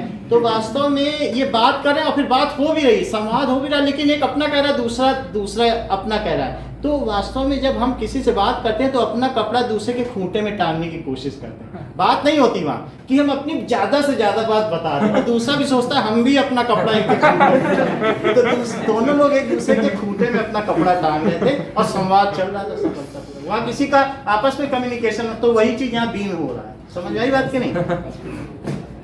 अब देखिए बी होगा. बी है. इसका आंसर बी है कि उससे कोई लेना देना नहीं है. वो कह रहा है कि पास किया जाता है. Now when calcium carbonate is heated it decomposes to give calcium oxide and CO2. ये बात सही है कि अगर मान लीजिए CaCO3 को हीट किया जाए. CaO + CO2 सर ये यश बोल रहा है वाटर भी होता है. क्या? क्या चीज़? सर, वाटर क्या है? नहीं भाई नहीं कब होता है? H तो है नहीं कहीं. अरे H2 थोड़ी होता अब देखो, the decomposition reaction takes place on application of heat, therefore it is endothermic reaction. क्या ये सही है? सर रॉन्ग है sir exo in presence of heat हो रही है तो इसलिए इसे क्या कहना चाहिए? सर रीजन नहीं है लेकिन थर्मोलिसिस. इसे क्या कहना चाहिए? लेकिन ये सही नहीं है क्या? सर बी होगा सर. इसका सही है लेकिन देखो. रीजन नहीं है. रीजन है. रीजन तो लग रहा है. रीजन नहीं है भाई. सही है अब ये देखो, रीजन सुनिए, ये कह रहा है इन एप्लीकेशन ऑफ हीट हो रही है इसलिए एंडोथर्मिक रिएक्शन है. भाई हीट एब्जॉर्ब हो रही है. हीट ना दी जाती और कितनी हीट दी जाती है बताओ? 2000 केल्विन. क्यों? क्योंकि यहाँ मंडोर में चले जाओ तो एक इतनी बड़ी इंडस्ट्री इसकी है. वहां से यहाँ राजस्थान में कहीं भी घूमो इसको कहते हैं किन, जिसको कैल्शियम किन. तो किन का मतलब है ये मार्बल किन. ये भट्टी होती है. तो इसमें क्या चीज होती है? 2000 डिग्री पर इसको गर्म किया जाता है. क्यों गर्म किया जाता है? CaCO3 को. CaCO3 को जब इसको हीट करेंगे इसमें का तो ये ब्रेक डाउन हो जाएगा. क्या क्या बनेगा? क्या CO2 उड़ जाएगा और इसमें बच क्या जाएगा? Calcium oxide. कैल्शियम ऑक्साइड को क्या चूना कहते हैं? ये एक्टिव लाइन. बोलिए. और ये बिल्कुल जोधपुर से 2 घंटे के रास्ते पर ये मंडोर और ये सब है जहां से पूरे भारत में चूना सप्लाई होता है. सर पूरा वाइट है सब. यस, क्विक लाइन जो भी चूना है ना व्हाइट वॉशिंग का, ये सब कहां से सप्लाई होता है? जो जितना भी कैल्शियम कार्बोनेट के जितने भी माउंट्स हैं ये सारी पहाड़ियां राजस्थान में ही यही से अच्छा, अजमेर बिला तो आप अजमेर जिला जैसे ये बता रहे हैं, तो ये आसपास का जो एरिया है यहीं से पूरे भारत में सप्लाई होता है। और ये भट्टियां आपको पूरे रास्ते में, अगर आपने सर राजस्थान यहाँ से अगर यहाँ से जयपुर तक ट्रैवलिंग करेंगे ना तो अजमेर तक तो होता है सर ये। इस तरीके का आपको किन बहुत मिल जाएगा। सर मिल्क ऑफ लाइन क्या होते हैं? अब ये बात हो गई, मान लीजिए कि CaO को अगर पानी में डाल दिया जाए तो कुछ चीज नीचे बैठ गई, वो मिल्क ऑफ लाइम है, और जो ऊपर तैर रही है यानी 99.99% कैल्शियम ऑक्साइड पानी में जब जाएगा ना तो वो इनसॉल्युबल है। क्या वो नीचे बैठ जाएगा? Yes sir. तो जो नीचे बैठ गया नहीं घुला, और कुछ पानी में है, पानी में बिल्कुल हल्का सा टर्बिडिटी रहेगी, जैसे लाइम वाटर दिखाया ना, सेमी ट्रांसपेरेंट रहेगा, तो उसे क्या लाइम वाटर कहेंगे? Yes sir. तो उसमें कितना CaOH होल ट्वाइस सॉल्युबल है? क्या 0.01% सॉल्युबल है। और जो नीचे बैठ गया क्या उसे मिल्क ऑफ लाइम कहेंगे। तो आप लिक्विड लाइन क्या होता है? ये 99.99%, जैसे इसको इन्होंने ये मिल्क ऑफ लाइम समझ में आ गया ना आपको। बस लिक्विड। अगर मान लीजिए कैल्शियम ऑक्साइड है और इसी में पानी डाल दो तो क्या ये जो चूना ये ढीला पड़ जाएगा? यस। मतलब ये जो लाइम है कैल्शियम, ये चूना पत्थर भी इसको कह सकते हो, और इसी में पानी डाल दो तो ढीला पड़ गया। तो ढीला चूना को स्लेकेट लाइम कहते हैं, वास्तव में यही स्लेकेट लाइम है। और स्लेकेट लाइम के दो कंपोनेंट है, फार्मूला क्या होता है? CaOH2। हाँ, CaOH होल ट्वाइस। तो CaOH होल ट्वाइस यानी आपने क्या किया बताओ? सर लाइम वाटर का CaOH। क्या इसमें H2O डाल दिया तो ये ढीला पड़ गया। और ये आप देखो कि चूने, कली चूना, इसको क्या कहते हैं? पत्थर पत्थर के रूप में बाहर मिलता है। तो आप यहाँ पर चले जाओ रत्नाडा में, उससे कहो कली चूना दो तो 1 किलो 10 रुपए का देगा। और इसमें पानी डालते ही क्या बिल्कुल टूट जाएगा और ढीला पड़ गया। स्लेकेट का मतलब ढीला पड़ जाएगा। स्लेकेट और स्ट्रिक्ट आपस में एक दूसरे के इनवर्स है ना, slaked inequality and strict inequality. तो ये क्या बन गया बताओ? CaOH2। CaOH whole twice. क्या यही स्लेकेट लाइम है? और सर यही लाइम वाटर भी है। क्या ये ढीला चूना है? लाइम वाटर क्या है? ये लाइम स्टोन है। देखो लाइम स्टोन का ये फार्मूला, ये मार्बल है, लेकिन ये कली चूना। एक्टिव लाइम को दूसरा नाम क्या कहते हैं? कली चूना। वो भी पत्थर ही है, लेकिन वो निकला है तो इस तरीके से निकल के CO2 निकल गई। और अभी अभी मार्बल में से निकला CO2 धीरे से निकल गई, लेकिन उसने अपना स्ट्रक्चर छोड़ा नहीं है। हल्का सा हथौड़ा मारो फट से बिखर जाएगा, वो डेलिक्वेसेंट है, बिल्कुल भुरभुरा हो जाएगा। बात समझ में आ गई कि नहीं? तो सिर्फ आपने उसे क्या किया? गर्म कर दिया, CO2 निकल गया, लेकिन उसका स्ट्रक्चर टूट नहीं पाया। या तो पानी डाल दो, तो पानी डालने पे भी क्या वो ढीला पड़ जाएगा, और इसीलिए उसको स्लेकेट लाइम कहेंगे। समझ में आ गई बात? तो स्लेकेट लाइम होगा। स्लेकेट लाइम के दो कंपोनेंट कौन कौन से हैं? क्या मिल्क ऑफ लाइम और लाइम वाटर। क्योंकि जो 0.01% इसमें घुल गया वो लाइम वाटर है, और जो 99.9% नहीं घुला वो कैसा है? Milk of lime. Milk of lime है। तो इसलिए CaOH होल ट्वाइस की हम कह सकते हैं पानी में वेरी लो सॉल्युबिलिटी है। कैसी सॉल्युबिलिटी है? बहुत कम है। ज्यादातर तो 100% सॉल्युबिलिटी मिल्क है। ऑफ लाइम का फार्मूला होता है। मिल्क ऑफ लाइम तो यही है CaOH होल ट्वाइस। उसमें पानी हाइड्रेटेड CaOH होल ट्वाइस, इसी में पानी है। क्या चीज? दोनों का सेम ही है फॉर्मूला। दोनों का सेम। अब आगे देखिए,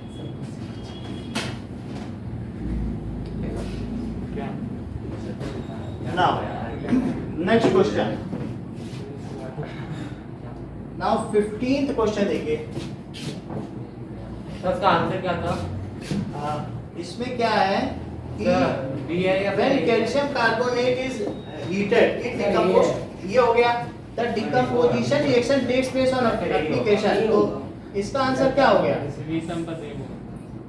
ये डिकम्पोजिशन, इन्होंने पहली बात क्या बताई? ये बनता है, और दूसरे में क्या बता रहे हैं? Decomposition reaction takes place on application of B होगा ना? सब भी होगा। बी होगा। बी होगा। एक बार बोल के देख। प्रांजल ये बोल रहा है। क्योंकि इसकी रीजनिंग नहीं है, ये इसका रीजन नहीं कि इससे ये बनता है। तो अब सब वो भी कह रहा है होगा। डिकम्पोजिशन भी ठीक है, क्योंकि सभी है ना? ये रीजन नहीं है कि डिकम्पोजिशन रिएक्शन वो होती है जिसमें हीट देने पर टूट जाए। वो तो कह रहा है इससे ये बनता है, तो इसका रीजन तो ये नहीं हो सकता ना कि डिकम्पोजिशन रिएक्शंस वो होती हैं जिसमें हीट दी जाए। वो रीजन हुआ इसका क्या? वास्तव में इसका कोई भी रीजन हो ही नहीं सकता। कुछ हो सकता है क्या रीजन? दोनों से तो इस तरीके से ठीक है। Is heated decompose to give decomposition reaction take place. इसका कोई ये रीजन नहीं बन रहा। अब नेक्स्ट क्वेश्चन देखिए 15।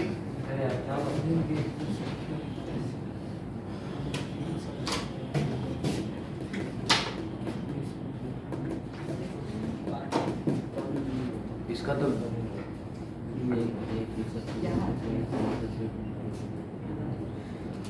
Now,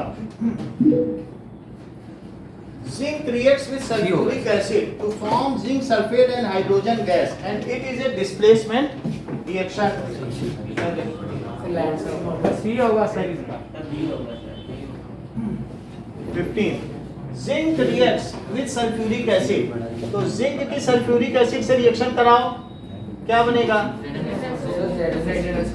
प्लस H2 बन जाएगा। ये तो ठीक है, चलो ये सही बात है। And it is displacement. Zinc reacts with oxygen सब बी होगा फॉर्म सर जिंक सी होगा ऑक्साइड। सर सर सी होगा बी सी होगा होगा सी होगा zinc reacts with oxygen to form, ये भी बात सही है। ऐसा होता है, मेटल कभी भी फ्रीली नहीं रहते हैं। मेटल क्या बनाते हैं? ऑक्साइड्स तो बना ही लेते हैं, सिर्फ नोबल मेटल्स ऐसे हैं जो कुछ नहीं बनाते हैं, अदरवाइज तो सारे ही बना लेते हैं। तो इस तरीके से इसका बी होगा ये चीज होगी। बी होगा तो इसका आंसर क्या होना चाहिए? सब बी हो डी हो गया। क्योंकि ये दोनों डिफरेंट चीजें हैं। सुनिए, बोल रहा था just hold on.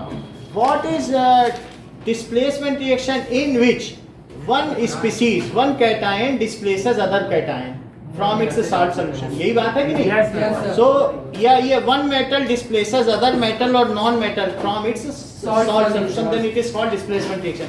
तो ये होना चाहिए एक्सप्लेनेशन, यहाँ तो कुछ और ही दे रहा है, वहाँ एक दूसरी रिएक्शन दे रहा है, तो बी ठीक है कि नहीं? अच्छा 16th देखें। तो इसमें से यहाँ पे लिक्विड क्यों दिया हुआ है? क्या? सर इसको बताओ सर एनसीईआरटी के हिसाब से तो वही करना पड़ेगा सर। देखो ये देखिए, तो इसमें से बोर्ड में आया था लिक्विड करना पड़ेगा ना? लिक्विड नहीं करना पड़ेगा। देखो अब आप देख लीजिए, सर बुक में दिया हुआ है। बुक से नहीं मतलब होता है, बुक और भी 12th की भी रखी, सब एनसीईआरटी के हमारे पास है, एक तो ही उससे कोई वो नहीं है कि बुक में है तो अब अलग अलग बुक्स देखेंगे तो उसमें अलग अलग है। ये देखिए तो ठीक है, अब आपकी 12th की भी तो एनसीईआरटी है, कोई ये नहीं है कि 11th की भी आप देखो या 10th की देखो, तो सर फिर बुक वो सरकारी किताब तो वो भी है ना, तो हम 12th की केमिस्ट्री क्यों ना देखें, तो उसमें आपको पता चल जाएगा। सर सीजन का नाम तो 10th में है। 10th में नेट से देख लो, तो नेट से भी तो ये राइटर्स अलग अलग होते हैं, तो कई बार क्या मिसप्रिंट हो जाता है, राइटर सब अलग अलग है ना। तो ये देखिए बुक दिखा दो, ये देखिए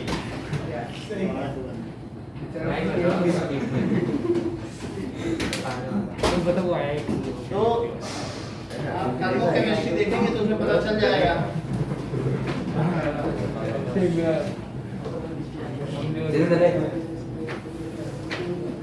सीजन तो नहीं क्या हो रहा था? सीजन उसमें गैस होगा लीटर होगा है ना? क्यों होगा? अरे भाई होगा। लिखा हुआ है बुक में, लिखा हुआ है। मैं बोल के दिया हुआ है। गूगल पे भी तो देखा होगा। हाँ ये रहा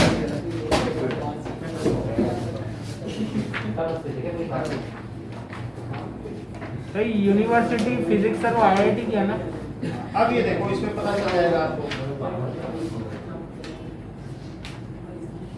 सर नेट पे ही दिखा दीजिए, इसमें टाइम होता है। हर चीज नेट पे नहीं मिलती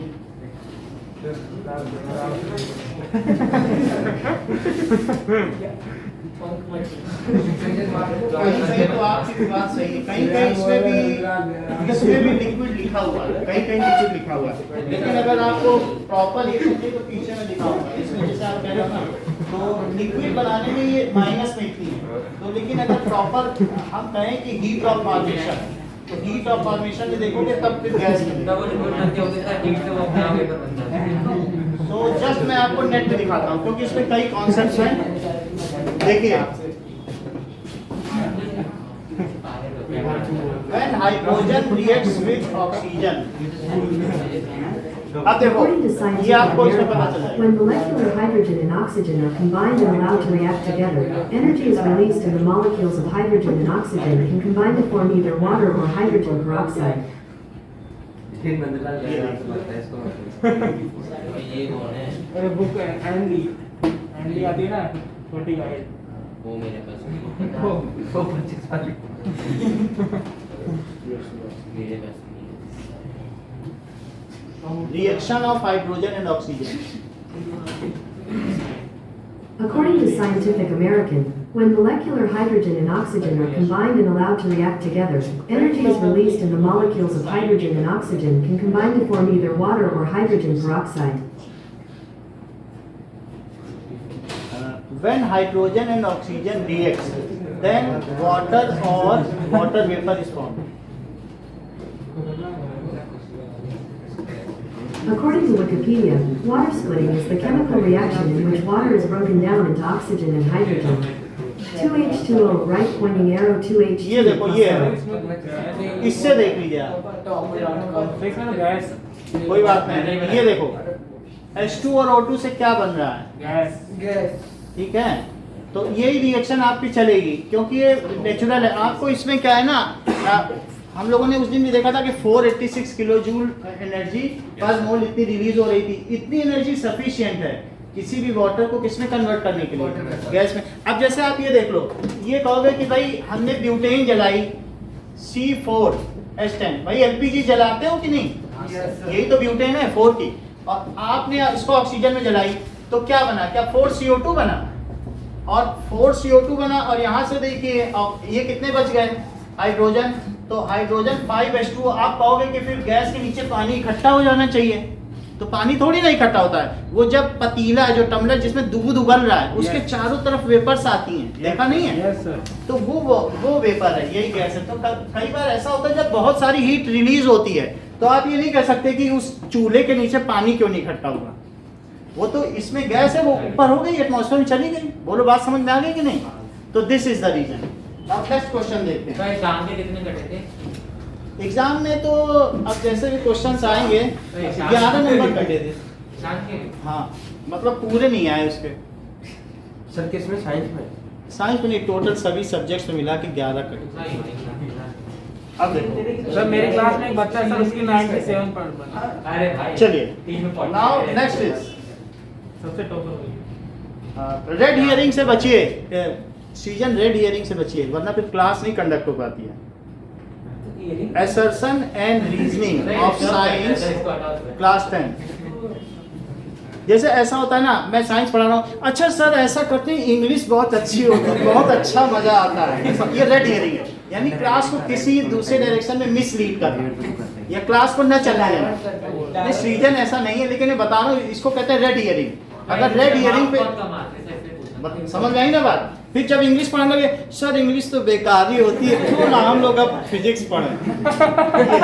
फिर फिजिक्स पढ़ने लगे, सर वो चैप्टर ज़्यादा अच्छा है। किसी भी तरीके से क्लास को न चलने देना, ठीक है। हम ये नहीं कह रहे हैं कि सभी मलयालियों में बात होती है, एक जनरल बात कर रहा हूँ।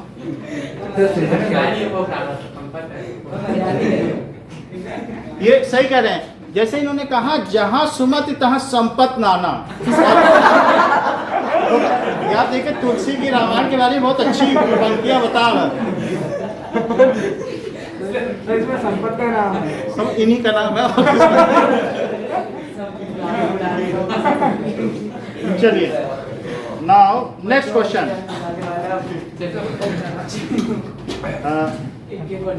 कैल्शियम कार्बोनेट हो गया, zinc reacts. Now 16 chips manufactures usually, ये देखो 16 देखिए, chips manufacture usually flush bags of chips with gas such as nitrogen to prevent the chips from getting oxidized। ये बात सही है, हम नाइट्रोजन डाल देंगे तो ऑक्सीडाइज नहीं होगा।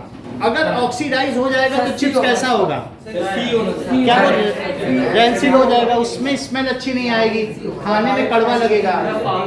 अच्छा, this increase the taste of chips and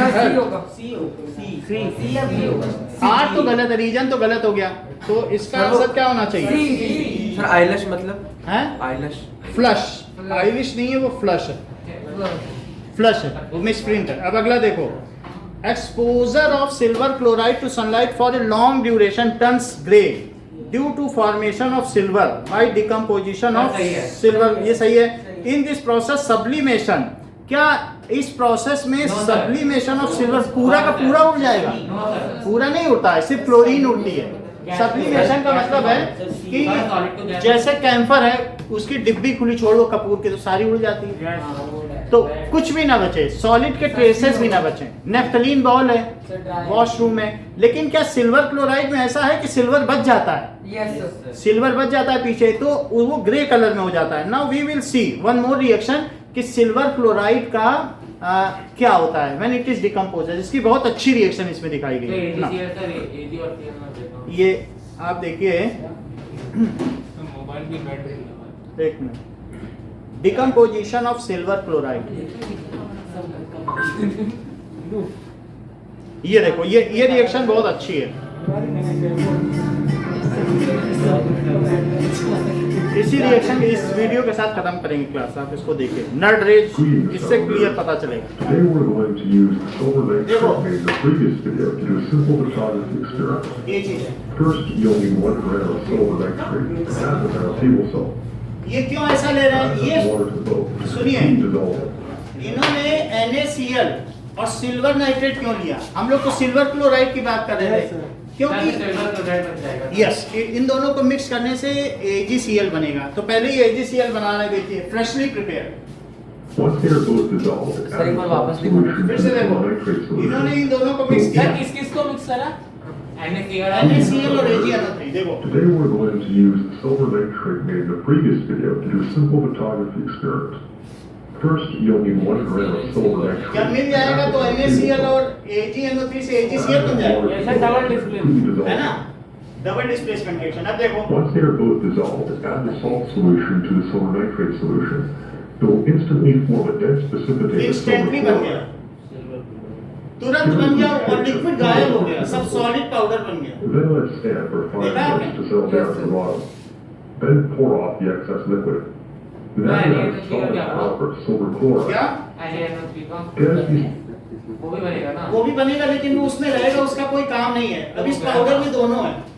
तो श्रेयांश बोल रहा है पाउडर कैसे अबे वो मेरा नाम मत लगा, ये आप खुद से पूछ। ये MPS में जाओ, महावीर पब्लिक स्कूल जाओगे ना, तो वो तुरंत ये जादू दिखाते हैं। देखो, हमने 2 लिक्विड मिला, पाउडर बन गया। इसको कहते हैं, जैसे वो कहते नहीं कि वो स्नो, गोल्ड, वो स्नो बनाना, तो तुरंत मिला के बनाते। ये सीजन में देखा हो, देखो कंफर्म कर रहे हैं। तो महावीर पब्लिक स्कूल में ईयरली दिखाया जाता है, फ्लेम टेस्ट, ये सब बच्चे दिखाते हैं। आप जाओ, फ्री एंट्री अभी होने वाला। ये देखिए, ये क्या है? सिल्वर क्लोराइड है। अब इसमें कैमरे की लाइट डालेंगे। Dry off the powder as much as you can with paper देखो, towel. इसका हमने वाटर हटा दिया The silver chloride layer. Now let the और silver sodium chloride chloride chloride adjust. Access भी हटा दिया। अब जरा देखो, इसके ऊपर एक कंपनी का प्रचार रखेंगे, And then place on top of it. ये है। इसके ऊपर एक पॉलीथीन रख दी। अब यहाँ पे लाइट नहीं पड़ेगी, जहाँ नर्ड रेज लिखा, Then place a sheet of glass over अब बाकी the जगह पे लाइट पड़ जाएगी। Yes sir. तो जहाँ लाइट नहीं पड़ेगी, क्या वहाँ व्हाइट रहेगा? अब बाकी जगह डार्क हो जाएगी। जरा चेक तो करो, Over the course of 10 minutes, the silver है ना? chloride will decompose वहाँ लाइट नहीं जा रही है। to form a negative image of sir, the nut range spectral का एक कंपनी का प्रचार है। सर इस लाइट से क्या हो रहा है? लाइट के पड़ने से सिल्वर क्लोराइड का कलर काला पड़ जाता है। वो सिल्वर का कलर, चांदी काली नहीं पड़ जाती है जैसे, सर पड़ी। तो पड़ गई। आप समझ गए कि नहीं? तो तो सर फिर क्लोराइड बचा होगा। आप बोलिए क्या कह रहे हो? सर सिल्वर क्लोराइड का काला काला पड़ सिल्वर क्लोराइड व्हाइट है, और लाइट पड़ने से क्या दिया? सिल्वर सिल्वर बचा है। ये पूरा जो बच गया क्या? सिल्वर है, चांदी है। इससे जाके पायल बनाओ, बिल्कुल सही बात है। तो फिर क्लोराइड में क्या होगा? और वही सिल्वर है। ये जो बच गया, ये क्या बचा है? सिल्वर। और ये इस तरीके की है जो टार्निश हो गई है। क्या हो गई है? अगर इसको हीट किया जाए तो फिर से ये रुपहली हो जाएगी। Sir it will be again silvery. Sir अगर इसमें क्लोरीन गैस वापस से हाँ? मतलब सर इससे एजी क्लोरीन हो गए, सर वापस बना सकते हैं इससे? आप नहीं बना सकते। और इसमें फिर से आप HCl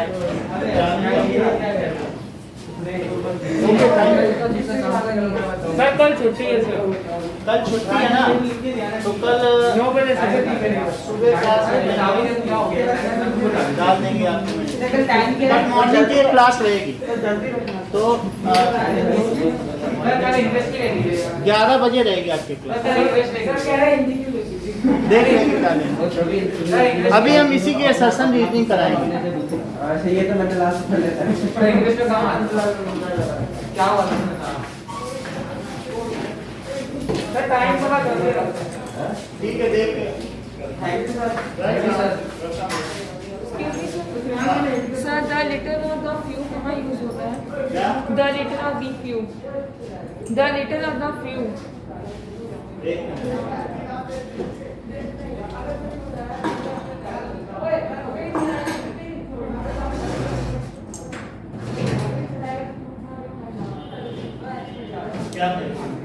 सर इंग्लिश में आते हैं द लिटल और द फ्यू सेंटेंसेस में आते हैं फिल इन द ब्लैंक्स। अच्छा अच्छा, हाँ हाँ, बिल्कुल बिल्कुल। Okay, thank you Asmit. एक मिनट, सर फ्यू और लिटल का तो बता दें। हम बता देंगे। फ्यू और लिटल का